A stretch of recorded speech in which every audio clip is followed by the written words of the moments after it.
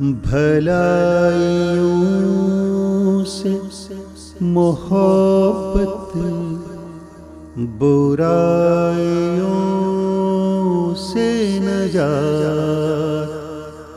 یہی ہے روح دو عالم، یہی ہے راز حیات۔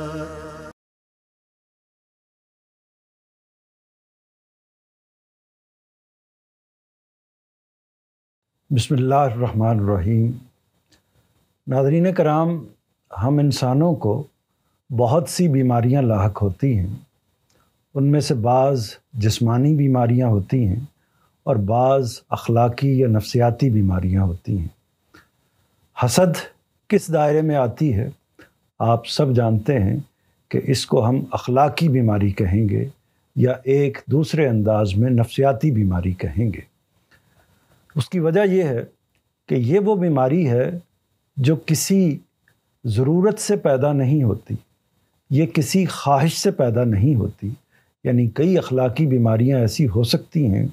کہ جو کسی ضرورت سے پیدا ہوں یا کسی اور اس طرح کی خواہش سے، تمنا سے پیدا ہوں، تو لیکن یہ وہ بیماری ہے، حسد ایک ایسی بیماری ہے جو کسی ضرورت سے پیدا نہیں ہوتی۔ تو سب سے پہلے ہمیں حسد کو سمجھنا چاہیے۔ پہلے یہ دیکھنا چاہیے کہ حسد کی علامتیں کیا ہیں۔ یعنی جب ہمارے اندر، انسان کے اندر کچھ چیزیں آنے لگیں تو اس کو اندازہ ہو جانا چاہیے کہ اس کے اندر حسد کا عارضہ پیدا ہو رہا ہے، یہ بیماری ہے جو اس کے اندر جڑ پکڑنے والی ہے۔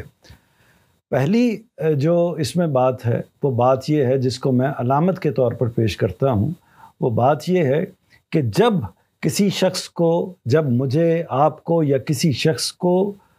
ایسے انسان کی بات بری لگے جس کو ہم پسند نہیں کرتے یا جس کو بالفاظ دیگر دشمنی کے کھاتے میں رکھتے ہیں، جس کے ساتھ ہمارا اچھا معاملہ نہیں ہے، اس کے بارے میں ہم نفرت یا برا تصور رکھتے ہیں۔ یہ معاملہ جب ہوتا ہے تو اکثر یہ ہوتا ہے کہ جب کسی اس نوعیت کے شخص کو، جس کے ساتھ ہمارا معاملہ ایسا ہے کہ ہم اس کو پسند نہیں کرتے، اس کے ہاں اگر کوئی کامیابی آتی ہے، اگر کوئی اچھائی اس کو ملتی ہے، اگر اس کے ساتھ کچھ خوشی کے، انعام کے معاملات ہوتے ہیں، تو پھر ہم کو یہ بات پسند نہیں آتی، ہمیں یہ بات بری لگتی ہے۔ تو ایک اس کی علامت یہ ہے کہ جب ہمارے ناپسندیدہ لوگوں کو کوئی خوشی ملتی ہے، کوئی راحت ملتی ہے، تو یہ چیز ہم کو بری لگے۔ میں یہ کہہ سکتا ہوں کہ یہ اس کا پہلا درجہ ہے۔ اس کے بعد دوسری علامت یا دوسرا درجہ یہ ہے کہ جب ہم کو اپنے پیاروں کی، اپنے ساتھ تعلق رکھنے والوں کی، اپنے رشتہ داروں کی، اپنے عزیزوں کی، اپنے دوستوں کی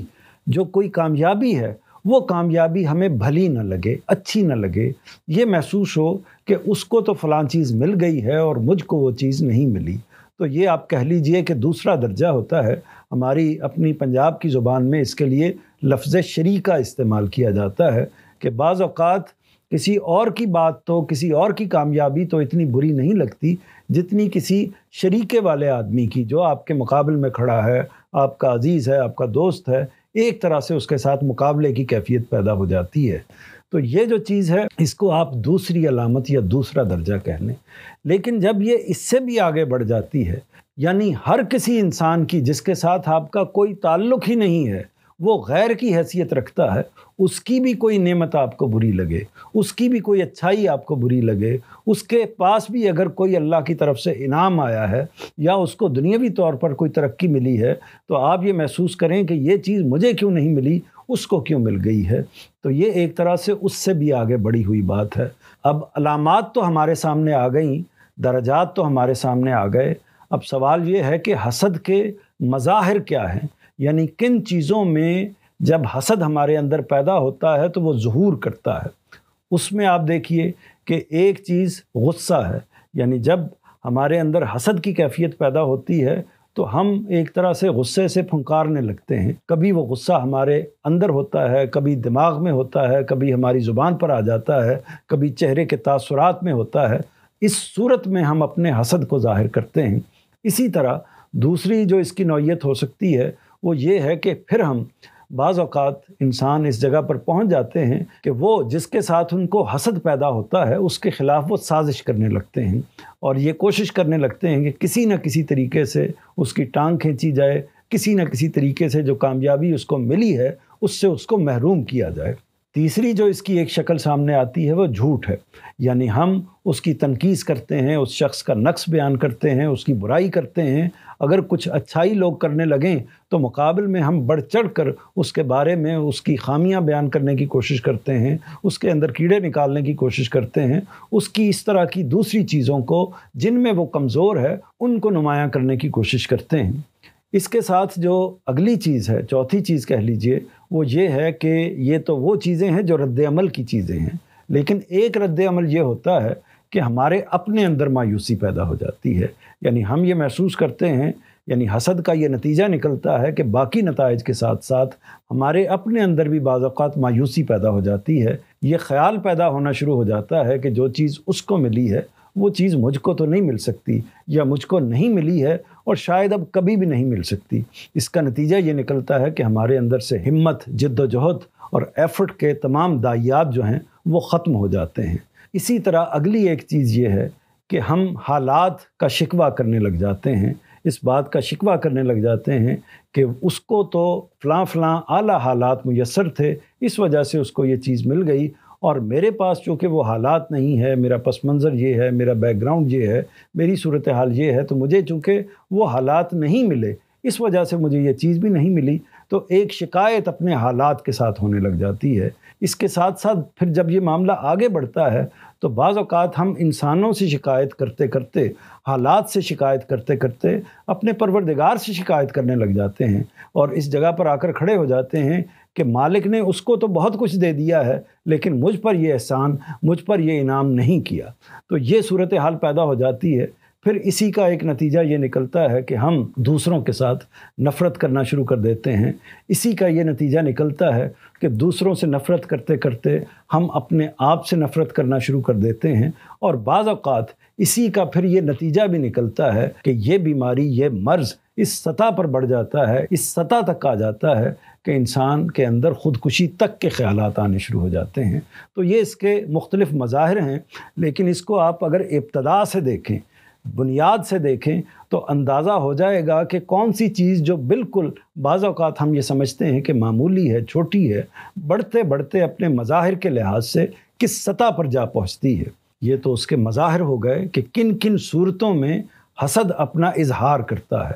اب سوال یہ ہے کہ اس کے نتائج کیا نکلتے ہیں۔ ایک نتیجہ یہ نکلتا ہے کہ چونکہ ہم اس طرح کی چیزوں میں مبتلا ہو جاتے ہیں، غصہ ہے، نفرت ہے، مایوسی ہے، تو دنیا کے اندر ہم ناکام ہوتے ہیں۔ اور دوسرا نتیجہ پھر یہ بھی نکلتا ہے کہ اگر ہم دنیا کے اندر اپنے اخلاقی معاملات میں کامیاب نہیں ہوتے تو آخرت میں بھی ناکامی انسانوں کا مقدر بن جاتی ہے۔ تو یہ دونوں نتیجے اگر انسان اس کے اندر کھڑے ہوں، اس بیماری کو اپنے وجود کا حصہ بنا لیں، تو پھر یہ کینسر کی طرح پھیلتی ہے اور ان کی دنیا کو بھی برباد کرتی ہے اور ان کی آخرت کو بھی برباد کرتی ہے۔ اب آخر میں اس مسئلے پر بات کرتے ہیں کہ حسد اگر اتنی بڑی بیماری ہے، اگر اتنی خطرناک چیز ہے، اگر انسان کی دنیا کو بھی اور بعض اوقات اس کی آخرت کو بھی برباد کر سکتی ہے، تو پھر اس کا تدارک کیسے ہونا چاہیے، یا اس سے بچنے کے لیے کیا راہیں، کیا طریقے اختیار کرنے چاہیے۔ تو چند چیزیں ہیں جو اس معاملے میں تجویز کی جا سکتی ہیں۔ پہلی بات تو یہ ہے کہ انسان کو ہر وقت اپنی سوچوں پر، اپنے تصورات پر، اپنے خیالات پر ہر لمحہ، ہر وقت نظر رکھنی چاہیے۔ یہ جانچنا چاہیے، یہ دیکھنا چاہیے کہ کہیں جو وہ بات سوچ رہا ہے، جو خیال اس کے ذہن میں آ رہا ہے، وہ حسد پر مبنی تو نہیں ہے۔ اس کو اگر کوئی تکلیف محسوس ہوئی ہے کسی کی خوشی کو دیکھ کر، تو یہ کیوں ہوئی ہے، اس کا سبب کیا ہے۔ تو اس کو ہر وقت ہم کو اپنی سوچوں کو، خیالات کو، تصورات کو اس پر کڑی نظر رکھنی چاہیے۔ اور اگر اس طرح کی کوئی صورت پیدا ہو جائے، جب ہم یہ انالیسز کر لیں، اس جگہ پر پہنچ جائیں کہ یہ معاملہ تو ہوا ہے، واقعی یہ جو چیز مجھ کو اچھی نہیں لگی، اس کا سبب ایک ہی ہو سکتا ہے، اور وہ حسد ہے، کہ میرے اندر ایک حسد کا جذبہ پیدا ہوا ہے جس نے میرے اندر یہ صورتحال پیدا کر دی ہے کہ مجھے فلاں کی یہ بات بری لگی ہے، اس کی کامیابی مجھے پسند نہیں آئی۔ تو پھر ہم کو اپنے آپ کو ملامت کرنی چاہیے، اپنے آپ کو برا بھلا کہنا چاہیے، یہ کہنا چاہیے کہ میں نے کتنی فضول بات کی ہے، کتنی پست جگہ پر میں آ کر کھڑا ہوا ہوں کہ کسی کی کامیابی، کسی کی خوبی، کسی کی بلندی، کسی کی ترقی وہ مجھے پسند نہیں آئی۔ تو دوسری بات یہ ہے کہ ہم کو اپنے آپ کے ساتھ یہ معاملہ کرنا چاہیے کہ جب ہم سے یہ معاملہ صادر ہو جائے، ہمارے خیالات میں یہ چیز آ جائے، تو ہم خود کو ملامت کریں، ہم اپنے آپ کو برا بھلا کہیں۔ تیسری بات جو اس ضمن میں کہی جا سکتی ہے وہ یہ ہے کہ انسان کو اپنے تمام معاملات کو جو میرے ساتھ متعلق ہیں یا میرے خارج کے ساتھ متعلق ہیں، تمام تر معاملات کو اللہ تعالیٰ کے قبضہ قدرت میں سمجھنا چاہیے، یہ جاننا چاہیے، اس پر یقین رکھنا چاہیے، ایمان رکھنا چاہیے کہ اگر مجھ کو کوئی کامیابی ملی ہے تو یہ اللہ تعالیٰ کی دین ہے، اللہ تعالیٰ کے اذن کے بغیر میں وہ کامیابی، میں وہ خوبی حاصل نہیں کر سکتا تھا۔ اور اگر دوسرے کو کوئی کامیابی، کوئی خوبی، کوئی انعام ملا ہے تو وہ اللہ تعالیٰ کے فیصلے ہی کے نتیجے میں ہوا ہے، اللہ تعالیٰ کے اذن کے بغیر اس کو وہ کامیابی، اس کو وہ کامرانی نہیں مل سکتی تھی۔ اور چوتھی بات اس معاملے میں یہ ہے کہ انسان کو اپنے آپ کو آزمائش کے اندر سمجھنا چاہیے، اس دنیا کو آزمائش سمجھنا چاہیے، اس دنیا کو عارضی سمجھنا چاہیے۔ اگر اس کی کامیابی ہے، اگر اس کو کوئی انعام ملا ہے، اس کی کوئی خوبی ہے، اس کو اگر کوئی دولت یا اقتدار یا حسن یا اس نوعیت کی کوئی اور چیز سے اللہ تعالیٰ نے فیض یاب کیا ہے، تو اس کا مطلب یہ ہے کہ جو کچھ بھی ہے یہ عارضی ہے، اور اگر مجھے کوئی ناکامی ملی ہے، میری طرف کوئی آزمائش آئی ہے تو وہ بھی عارضی ہے۔ تو اس لیے اگر میں اس دنیا کو عارضی سمجھوں گا اور یہ سمجھوں گا کہ اس کو ملنے والا انعام بھی آزمائش ہے، امتحان ہے، اور میرے پر آنے والی مشکل بھی آزمائش ہے اور امتحان ہے، تو اس کا نتیجہ یہ نکلے گا کہ پھر میں اس چیز کو فیس کرنے کے لیے آسانی کے ساتھ کھڑا ہو جاؤں گا۔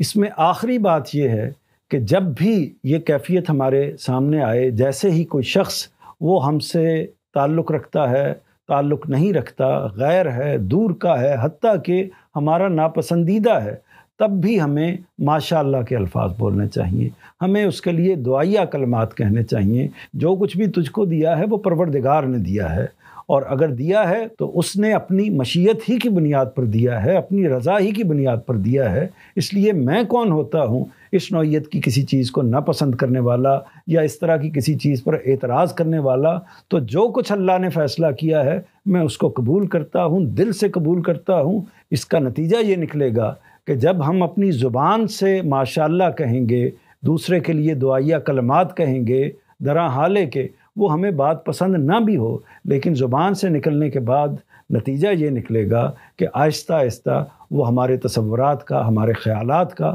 ہمارے پس منظر کا بھی حصہ بننا شروع ہو جائے گی۔